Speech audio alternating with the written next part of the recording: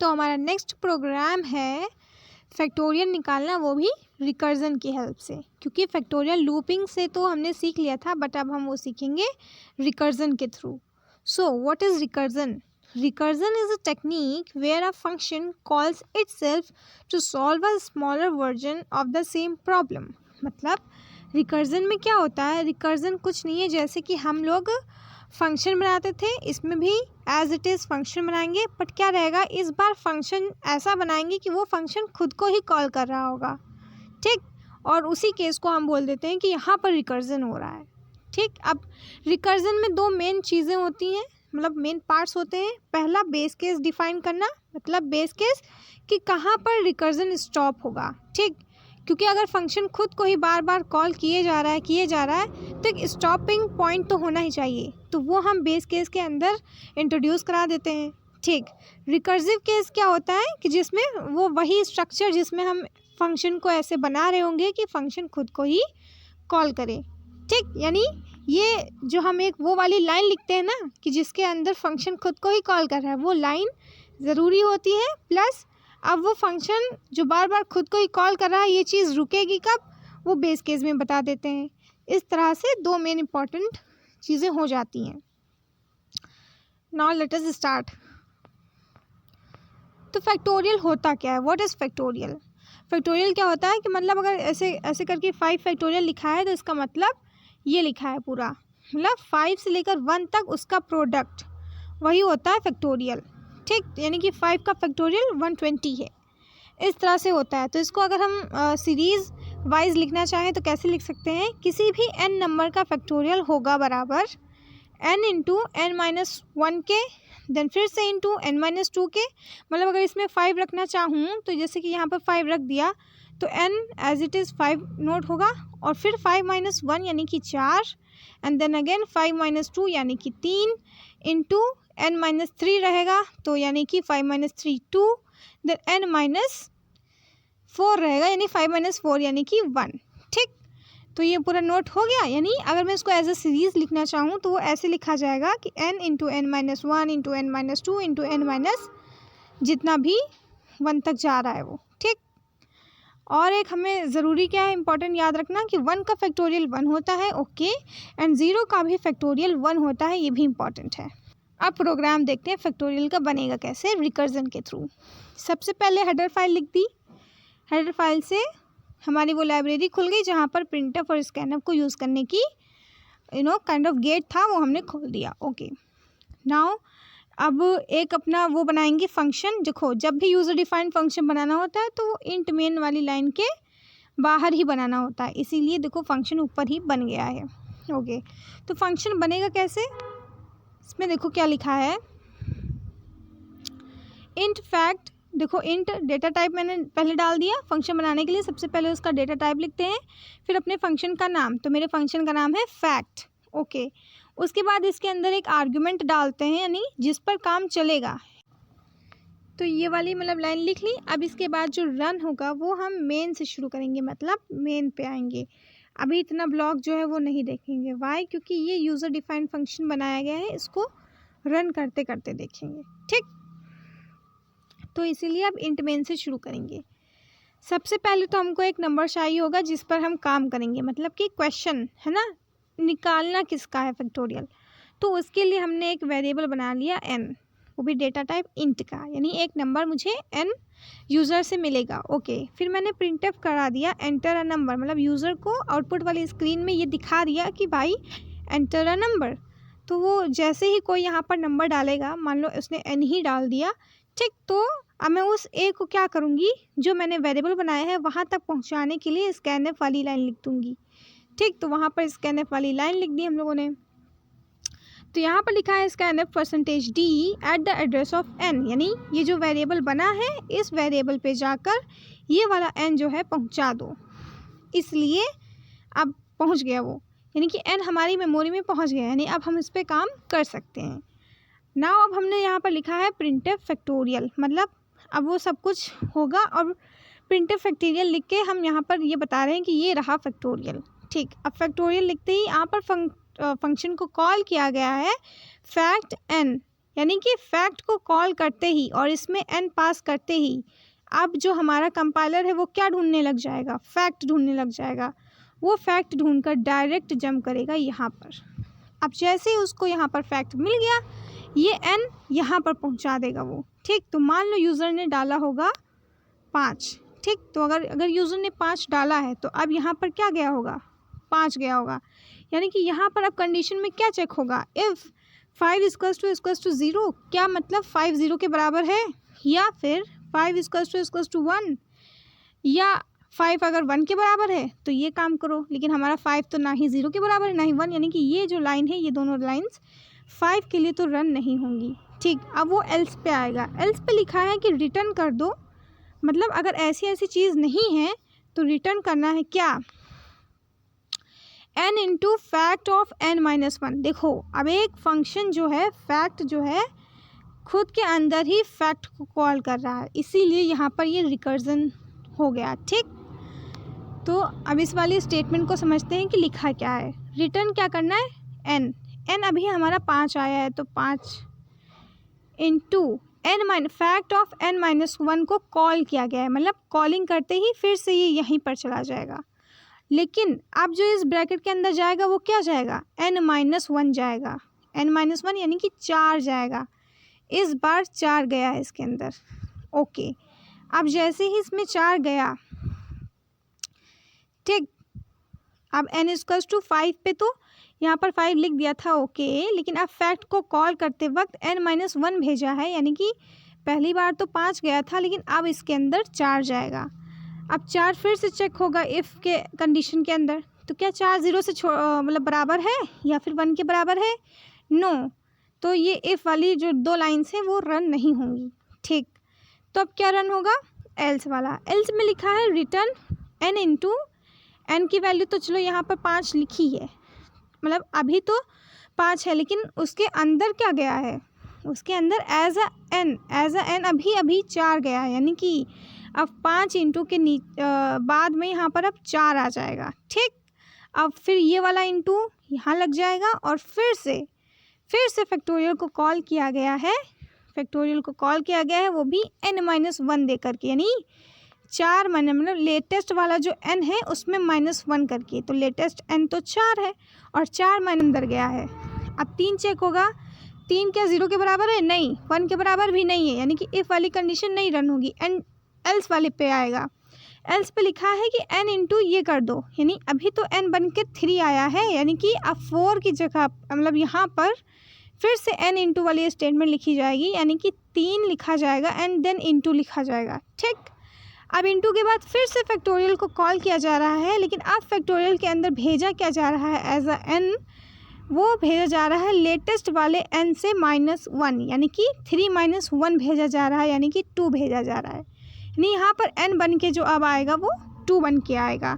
फिर से कंडीशन यहाँ पर इफ़ वाली रन नहीं होगी, क्योंकि ना ही 2 0 के बराबर है ना ही 2 1 के बराबर है, एल्स वाली रन होगी।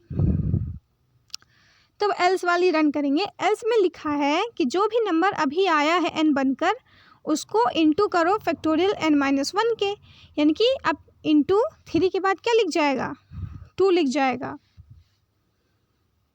और इंटू ये वाला इंटू एज इट इज़ यहाँ पर लिख जाएगा, ठीक। अब इसको इतना लिखते ही फिर से कॉलिंग हो रही है फैक्टोरियल n-1 की, यानी कि जो लेटेस्ट वाला n है यानी कि 2, इसमें से n-1 करके फिर से फैक्टोरियल को कॉल किया जाए, यानी अब 2 - 1 यानी कि अब 1 बचेगा और ये 1 अब इसके एज अ n जाएगा, यानी इस बार 1 जा रहा है एज एन n, ठीक। अब यहाँ पर फिर से कंडीशन चेक होगी कि क्या जो n है वो 0 के बराबर है, नहीं, और या फिर क्या n जो है वो 1 के बराबर है, यस। इस बार जाकर कंडीशन ट्रू हुई है, यानी कि इस बार जो होगा रिटर्न होकर 1 मिलेगा हमको आंसर, यानी कि इसकी जो कंडीशन, यानी यहाँ पर ये जो रिटर्न 1 है ना, इसमें हमको इस तरह से मिल जाएगा, मतलब कि इसमें ऐसा 1 मिल गया, ठीक। अब फिर से मतलब एक बार ये इफ़ चल गया तो एल्स पे ये नहीं जाएगा, है ना, क्योंकि एल्स की कंडीशन इफ़ की कंडीशन ट्रू हो गई, इफ़ रन हो गया, रिटर्न 1 हो गया, इसलिए अब एल्स पे तो नहीं जाएगा, ओके। यानी कि यहाँ पर ये कंडीशन होती है डन, मतलब एक बार रिटर्न मिल गया, रिटर्न क्या होता है, रिटर्न वही बेस केस होता है जिस पर हम वो लिखते हैं, यानी कहाँ पे जो हमारा रनिंग है वो स्टॉप होगा। अब रनिंग यहीं पर स्टॉप हो जाएगी, यानी कि फाइनली जो है हमें इतना आंसर मिलेगा, यानी कि 5 × 4 × 3 × 2 × 1 यानी कि 120 मिल गया answer. This is the answer. यानी यहाँ पर जैसे ही इसको रिटर्न 1 मिल गया तो यहाँ पर वो स्टॉप हो जाएगा। This is stop value, base value is the stopping value, ठीक। और उसके पीछे के ये सारे तो मल्टीप्लाई होते ही रहेंगे, यानी 5 × 4 = 20 हुआ होगा, देन 23 × 5 × 4 = 20, यानी कि उसका फैक्टोरियल निकल चुका होगा। और 1 के फैक्टोरियल के लिए 1 दिया ही गया था, यानी वो 1 पे जाकर स्टॉप हो जाएगा और फाइनली पूरा फैक्टोरियल प्रिंट होकर 120 आ जाएगा। इस तरह से प्रोग्राम फैक्टोरियल यूजिंग रिकर्जन बन जाएगा। ऐसे ही बनता है।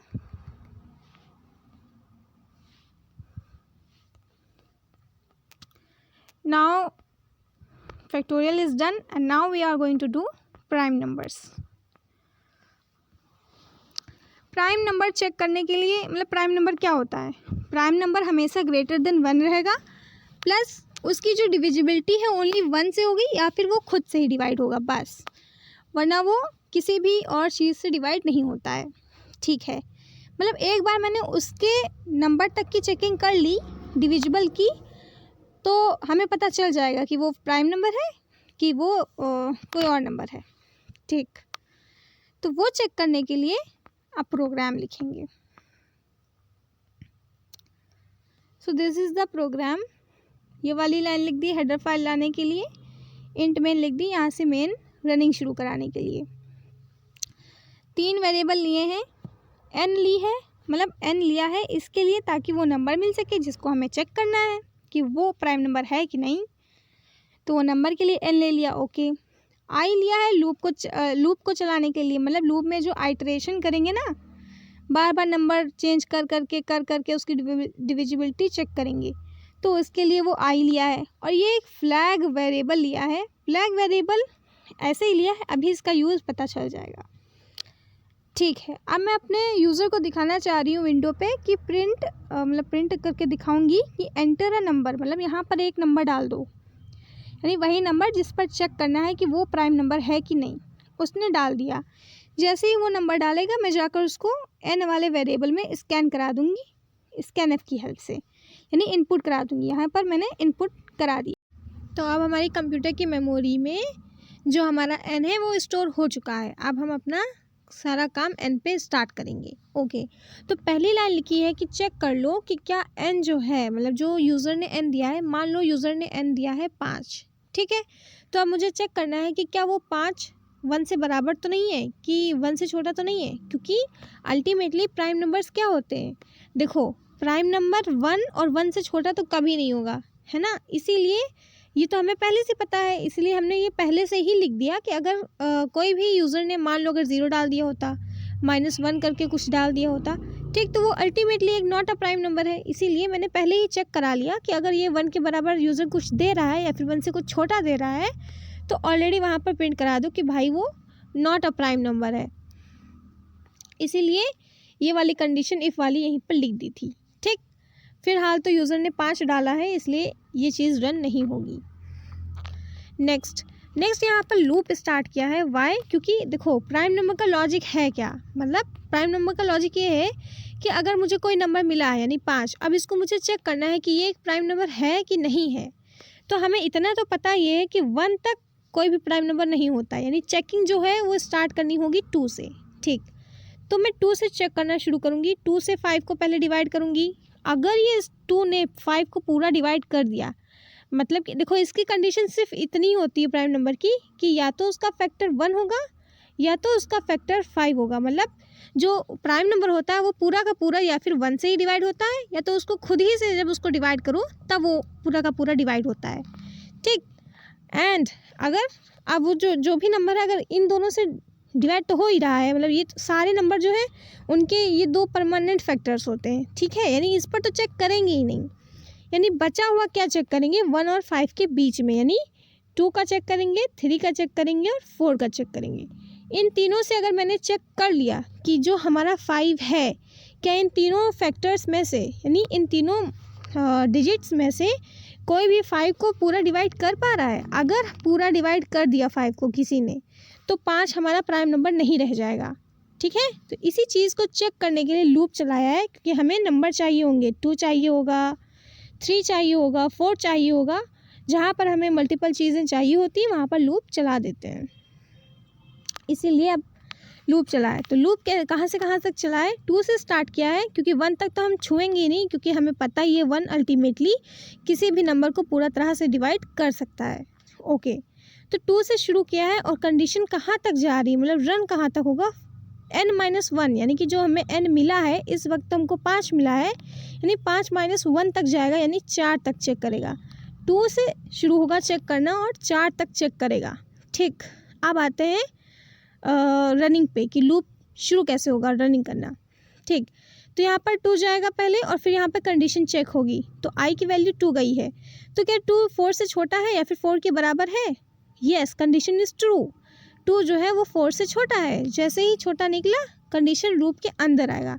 लूप के अंदर लिखा है कि फिर से यहाँ पर चेक करो कि जो हमारा 2 है, यानी कि मतलब अभी जो हमारा नंबर है यानी कि 5, उसका मॉड्यूलो जो अभी i बनकर आया है यानी कि 2, यानी 5 मॉड्यूलो 2 अगर क्या 0 के बराबर आ रहा है, मतलब अगर मैं 5 को 2 से पूरा डिवाइड करूँ तो उसका क्या रिमाइंडर 0 आ रहा है? नो, रिमाइंडर तो 0 नहीं आएगा। इसीलिए ये कंडीशन ट्रू ही नहीं हुई। जब तक इफ़ की कंडीशन ट्रू नहीं होगी तो इफ़ के अंदर लिखी हुई चीज़ें जो है वो रन ही नहीं होंगी, मतलब ये कंडीशन फॉल्स हुई, यानी कि ये सब कुछ भी रनिंग नहीं होगा। ठीक, यानी वो ब्रेक होकर फिर से आइट्रेशन होकर आगे चले जाएगा। ठीक, तो 2 में अब आइट्रेशन होगा, 2 + 1 होगा और यहाँ पर फिर से कंडीशन चेक होगी। 2 + 1 यानी कि 3 हो गया। 3 क्या 4 से छोटा है?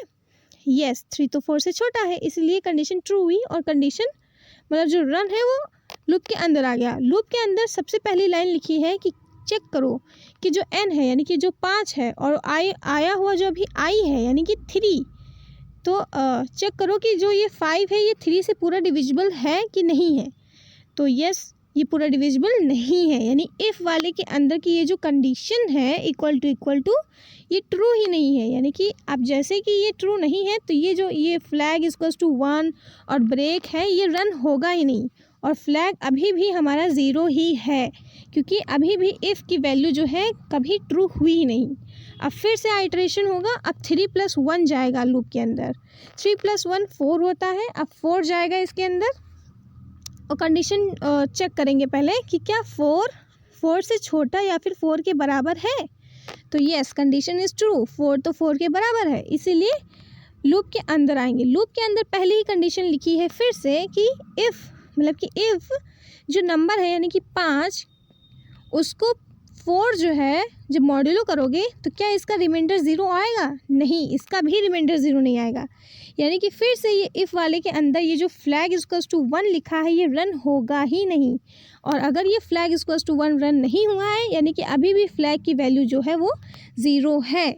ठीक, अब फिर से आइट्रेशन की तरफ बढ़ जाएगा, यानी कि 4 + 1 हो जाएगा और फिर से कंडीशन चेक होगी कि 5 जो है, मतलब अभी जो प्लस होकर गया है यानी कि 5, 4 + 1 5 गया, तो 5 क्या 4 से छोटा है कि या तो 4 से बराबर है? तो कंडीशन इज़ फॉल्स, यानी कि अब तो ये अंदर बिल्कुल भी नहीं आएगा, मतलब ये पूरी चीज़ ख़त्म हो गई रन होकर।